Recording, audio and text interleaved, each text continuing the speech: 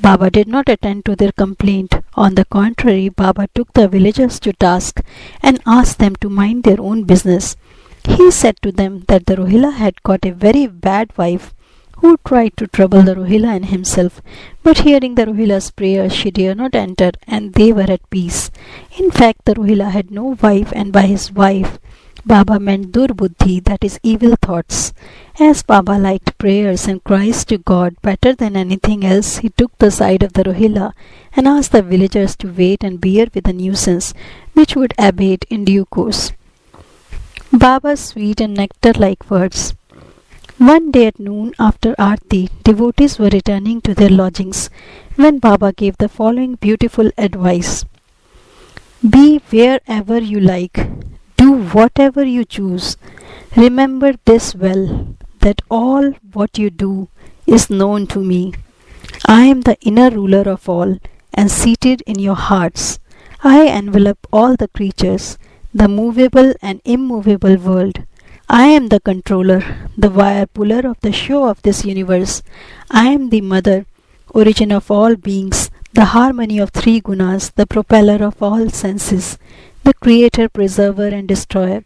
Nothing will harm him who turns his attention towards me, but Maya will lash or whip him who forgets me. All the insects, ants, the visible, movable, and immovable world is my body or form.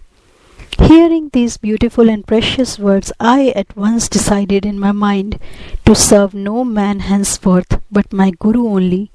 But the reply of Baba to Anna Chinchanikar's query, which was really mine, that I would get some job, began to revolve in my mind, and I began to think whether it would come to happen. As future events showed, Baba's words came true, and I got a government job, but that was of short duration. Then I became free and devoted myself solely to the service of my Guru Sai Baba.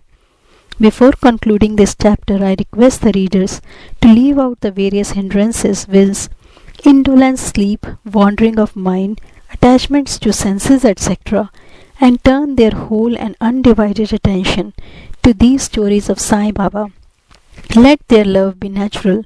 Let them know the secret of devotion. Let them not exhaust themselves by other sadhanas.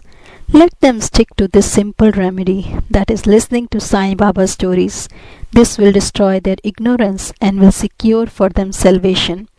A miser may stay at various places, but he constantly thinks of his buried treasure. So let Sai Baba be enthroned in the hearts of all. In the next chapter, I shall speak of Sai Baba's advent in Shirdi. Bow to Sri Sai, peace be to all.